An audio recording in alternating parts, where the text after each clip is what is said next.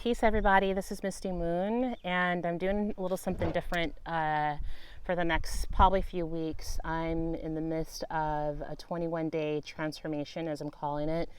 I'm officially on day 4, and within this 21-day time frame, I'm doing an all raw food diet, herbal baths, enemas, liver kidney, flush, yoni steams, our skin brushing, emotional, mental releases, and so I'm not doing as many videos right now because I'm also practicing minimum social media interaction. But this is day 4 that I'm on, and I want to also just share my journey as I go along, as a way to help inspire any of you. That's what my content's all about. Is all about inspiration and lifting up and helping to lift up your vibration. So I'm in day 4 right now, and so far I've done 2 consecutive enemas, 3 consecutive herbal baths. Like I said, the raw food. Today I'm out at this beautiful Lake Chabot, getting some sun, some nature, some negative ions. And I want to talk about releasing. I'm going to stand up because my knees hurt. I want to talk about releasing. So something happened over the last couple of days. So if any of you have ever done a cleanse before, things come up. They come up in different ways, whether it comes up physically when you have mucus that comes out of your eyes, or maybe you cough up mucus, maybe you get indigestion, some people get fatigue, some people get headaches, some people have acne that breaks out. It's called a healing crisis. That's part of the detoxification process. I mean, it has to go somewhere, right? And so it also can come up energetically. And that's what happened with me. And that's what I want to share with you all, is the different ways of releasing. If any of you have been watching my videos, I spoke about mental releasing. And what mental releasing is like, being aware of the negative thoughts that's in your unconscious mind and being able to emote them, by screaming into a pillow was one way that I spoke of, or just screaming in general. But also trauma and negativity is also, it's all energy, right? And so sometimes when you have to release, it may not come out as words. Sometimes it comes out as sound.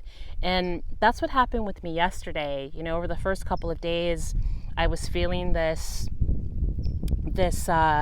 energy that was like in the left side of my body. And I wanted to cry, but I just didn't know how to. And my inner guidance just told me just to be still and just to follow the inner guidance, and I did. And what ended up happening is that I ended up doing breath work.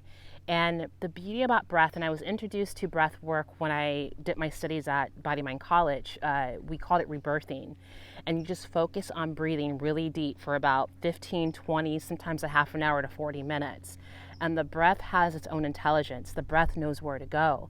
And so this is last night. I'm in my herbal bath doing this breath work, and just sound just started coming up, just like this primal, deep sound that was just coming from like the base of my gut.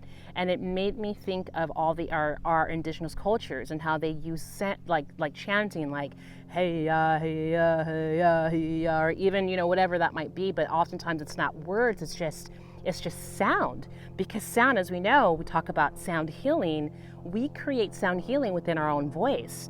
And what I realized last night is that if we just allow ourselves to think outside the box, it's not even, and what I mean by thinking outside the box, meaning doing something that we're not used to doing, because these are primitive practices, using sound, using the drums, using the didgeridoo, using the bells in order to let this energy out. It was like very shamanistic. But when we think about practices like that, especially in the Western culture, we think, it's voodoo, or, it's just kind of crazy thinking. But there's something to it. There seems to be a science behind it. And I'm telling you, when I let myself go last night and allow these sounds to come up in my body, I liberated it. It was gone. And I realized what it was all the times in my childhood that I wasn't able to speak. As a 4-year-old, you don't understand what's happening. You can't formulate the words of like why. You just don't know. You feel that something's dysfunctional. You know that something's dysfunctional. You can see your parents having these dysfunctional interactions, but you don't have the intellect to interpret it. And even as you get older and you learn how to speak, and by 7, your logical mind locks in, but that energy is still stuck in your body. And sometimes that energy is just so old and primitive and so young and not quite, and it has that entity within itself hasn't formed its own intelligence to communicate it. It gets stuck as just an energy.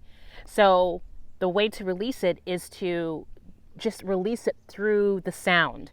It doesn't, I hope that you guys are following me here. It's like, you can't release it through words, but you release it through sound. You release it through energy. And like one thing I've learned with internal family systems is that we all have various parts within us, right? We have like the trauma part, we have the self, which is the one that's connected to, spirit. Then we have the different parts that are protectors, right? Like the part that wants to just emotionally eat, the part that wants to cut itself, the part that wants to commit suicide. Those parts are just trying to protect the inner child, because sometimes we're not ready, the body or the subconscious mind is not ready to feel those emotions. And sometimes those parts can form as an image of yourself when you were younger. For some people, it can form as a shape or a color. And for me, this particular part was like this black goo. It's the only way I can express it. It was like this black goo. And then once I gave myself permission to let it out through the sound, it was such a beautiful experience, and it made me reappreciate breath work, and that's something that I'm going to start getting back into on a regular basis. So my point of just sharing this, so the download that I got, is that there's many ways that we can release, and the more that we let ourselves go, the more that we listen to our inner guidance. And that's another beauty about doing a cleanse, is that like I said, I'm what I'm doing right now for the first 7 days. I'm doing an enema every day for 7 consecutive days, and after that, I'll be doing it like 3 times a week until the 21 days is complete. And even though I have a clean diet right now, even though I have a movement every day, you'll be amazed of how much shit is still in there, no pun intended. And all that extra excessive fecal matter that's caught in your body, it's energy, right? So it's your trauma. It's your depression. It's all the bullshit that you're carrying. And I'm telling you, just from doing 2 so far consecutive colonics, I feel so much lighter. And I lost 5 pounds. No, I lost 6 pounds. I got on the scale last night just for yucks and giggles, and I lost freaking 6 pounds from doing just 2 consecutive enemas.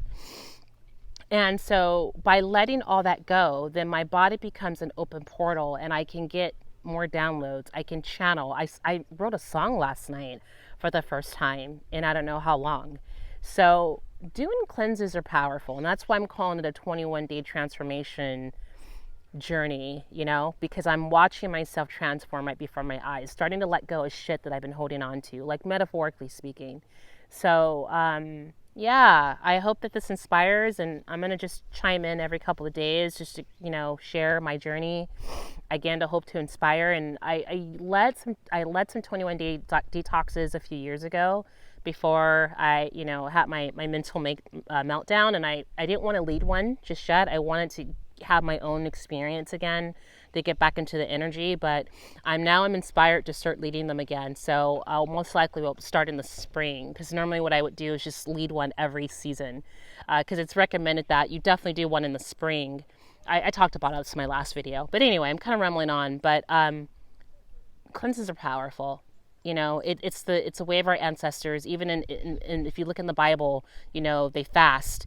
In the Quran, they fast, and even in Judaism, there's some type of a fast involved, so there's something to be said about the practice of just giving your body a break, on a physical, spiritual, mental, emotional level.